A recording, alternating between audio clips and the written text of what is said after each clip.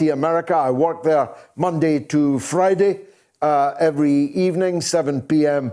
London time, and I often catch his reports, which are stupendously well devised and delivered.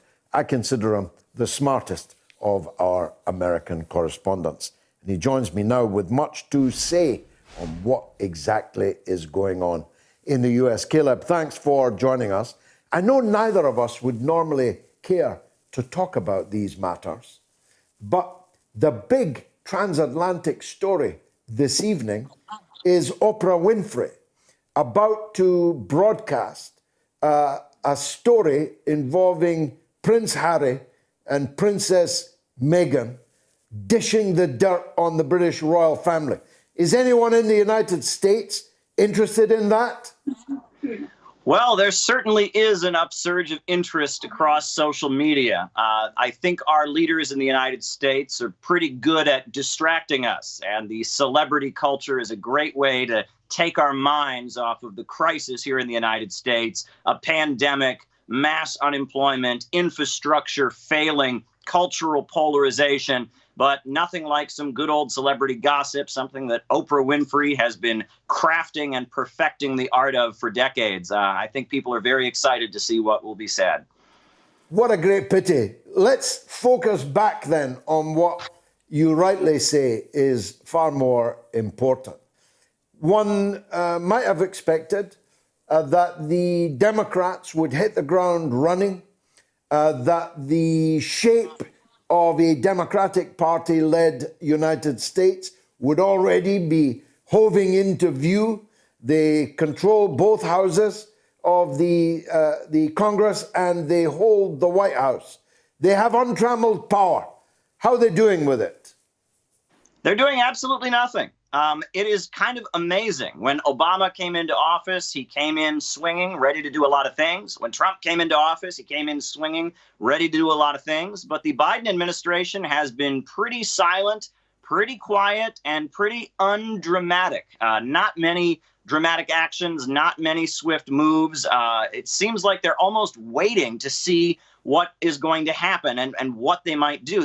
Many suspect there are some kind of backroom negotiations taking place, because you'll remember it was a very broad coalition that Biden set up in order to defeat Donald Trump. In addition to the usual liberal folks that are aligned with the Democratic Party, you had a whole section of the neoconservatives rallying around John Bolton, who backed Joe Biden. Now, you have different factions and different alliances that have been made, and it's not exactly clear what direction the Biden administration will take. They took office on a platform of "we're not Trump," and other than that, what exactly is holding the coalition together? When it comes to international situations, there's not a clear agreement within the Biden camp. When it comes to domestic policy, there's very clear disagreement. I mean, we saw, Bernie Sanders just get shot down by the Democratic Party leadership when he pushed to raise the minimum wage. And it's not clear what the Biden administration is going to do. All the statements that we hear from Biden himself, from Vice President Kamala Harris, from the new Secretary of State, Antony Blinken, are all very, very bland, very, very mild, very, very quiet. It's not clear what they're going to do. Many suspect, though, when some kind of agreement is reached behind the scenes, we may see some very, very dramatic moves. But right now, the administration is looking rather meek. Let's come back to the domestic and stick to the international for a moment. One of the very few pre-election promises made by Joe Biden was that he would take America back into the Iran nuclear deal. Last week, he killed in cold blood 22 Iranians in an act of collective punishment, a weird kind of collective punishment. He killed 22 people, Iranians, who were in Syria for a crime he says was committed by Iraqis supported by Iran in Iraq. So what he did was illegal. But just as important as being illegal, it was absolutely stupid, wasn't it? Because it represented the end of any hopes of rapprochement with Iran. Indeed. I mean, look, the Iranians made huge concessions at the negotiating table to enact the JCPOA. I mean, at the negotiating table, they gave up their peaceful nuclear energy program almost entirely. They made other very big concessions. And then when Donald Trump took office, he ripped up the Iran nuclear deal. He then murdered Qasem Soleimani, who is like the national hero of Iran. And then on top of that, we saw the assassination of a very important Iranian nuclear scientist. And so Biden takes office and he says, OK, I'm open to renegotiating the Iran deal, but Iran needs to make some concessions. Well, Iran made huge concessions and then got stabbed in the back. So he expects them to come back to the table now and make even more concessions after everything that's gone on over the past 4 years.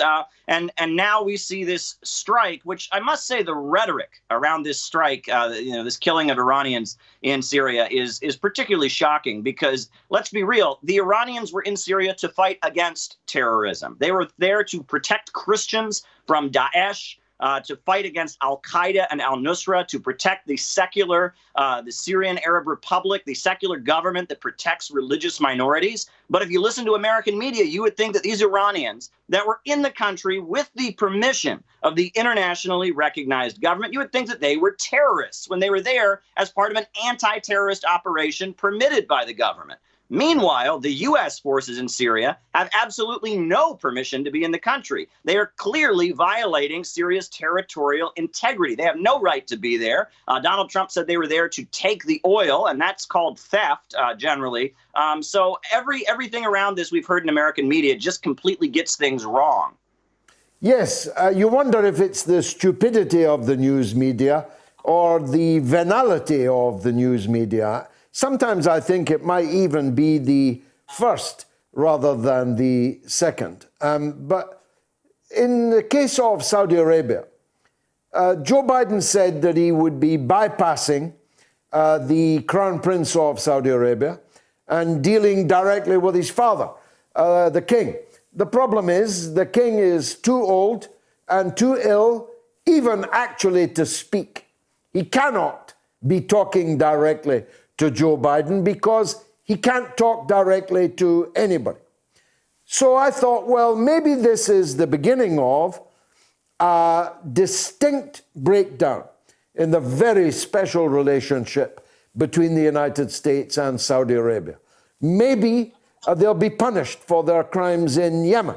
Maybe they'll have the weapons supplies cut off. Maybe the Crown Prince will be forced to pay for the murder and dismemberment of Jamal Khashoggi.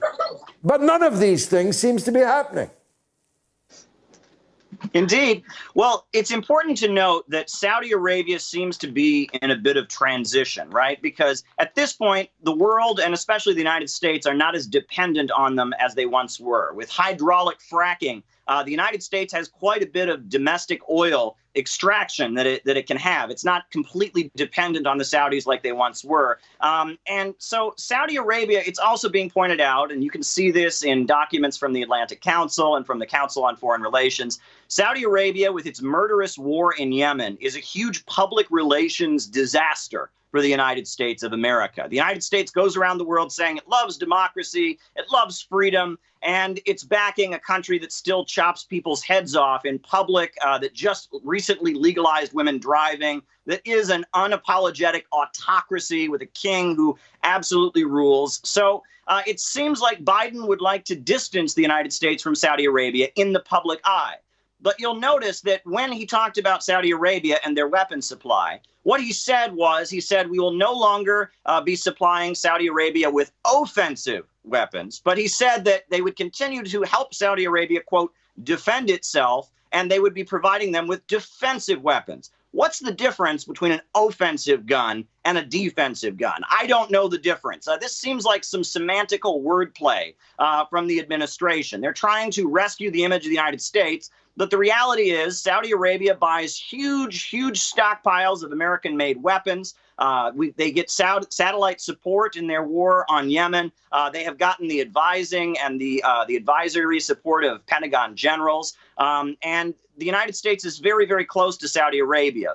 But, let's be real. Jamal Khashoggi, he worked for the Washington Post, which is owned by Jeff Bezos, the billionaire owner of Amazon, one of the most rich and powerful men in the United States. And the killing of Jamal Khashoggi was very much an attack on the American establishment. It wasn't simply an attack on the Washington Post or on Jamal Khashoggi. It kind of symbolized Saudi Arabia kind of, moving in its own direction and kind of disrespecting the United States. It was an affront to the American establishment. And as Saudi Arabia is in a state of crisis, the Crown Prince has carried out kind of a crackdown on corruption in the country.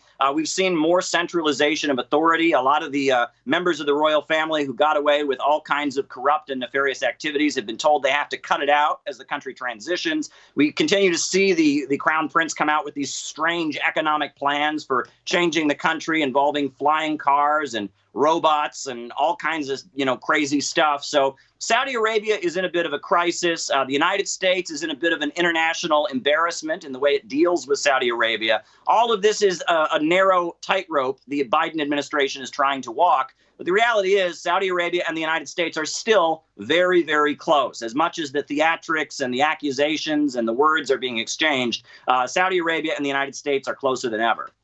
Now, let's go back to some of these extremely rich people. I learned this week extraordinary numbers from RT America that in the last 50 years, so from 1971 until now, the top 1% of earners in the United States are $800,000 a year better off, while the average wage earner in the United States in the same 50 years is $8,000 better off. In other words, the gulf between the richest and the average guy, woman in the street in the United States has exponentially increased. Have the Democrats any plans to tackle that? He asked, hopefully. Well, this is a continuation of policies that have been enacted in the United States for decades and decades. I mean, you can go back to the 1970s. We have been seeing the infrastructure of this country falling apart. We've got many states around the country that are unpaving the roads because local municipalities cannot afford to maintain paved roads. They're pulling up the asphalt and pulverizing it. And where you used to have a paved road, you have a dirt road. We've got water treatment facilities that are not properly operating, and children drinking poisonous water in places like Flint, but many other parts of the country we have problems purifying our water. We saw in Texas, when you had the cold front, you saw the power grid of the state of Texas collapse, and millions of people left without electricity, and then their pipes froze, and it was just an infrastructural collapse. And the average Americans, the working class communities that are really the bulk of this country, have just seen their living standards decrease. They've seen the good paying industrial jobs eliminated. And all of this has just been escalated by the pandemic. You have to remember that Walmart, they are making out like bandits during the pandemic. Amazon is richer than ever because of this pandemic. But a lot of the small businesses, a lot of the communities throughout this country, they have just been devastated. And we're seeing kind of a warfare between the federal government and the Democrats that are talking about, keeping the lockdown going, and states like Texas and other states that are lifting the mask mandate and saying we need to just open up. And that is really a cry of desperation. The economy of so much of the middle American, bulk of American, communities is just so devastated amid this pandemic, plus decades and decades of privatizations and neoliberal economic reforms. And this is the crisis. This is the story of the United States. Young people stuck in a cycle of low-wage, short-term service sector jobs, living standards decreasing, a rise in opioid addiction, a rise in suicide, diseases of despair claiming lives. I mean, the United States is economically in quite a meltdown, despite the fact that we have the richest rich people of any country in the world. No one disputes that. The richest of the rich in America are the richest and the rich of the world. But average Americans have been seeing their living standards go down and down and down, and the pandemic has only exacerbated that. If the 41 billionaires in America gave every American $4,000 in relief, stimulus, a check, $4,000, they would still be richer than they were at the beginning of this pandemic. Just think about that, Caleb.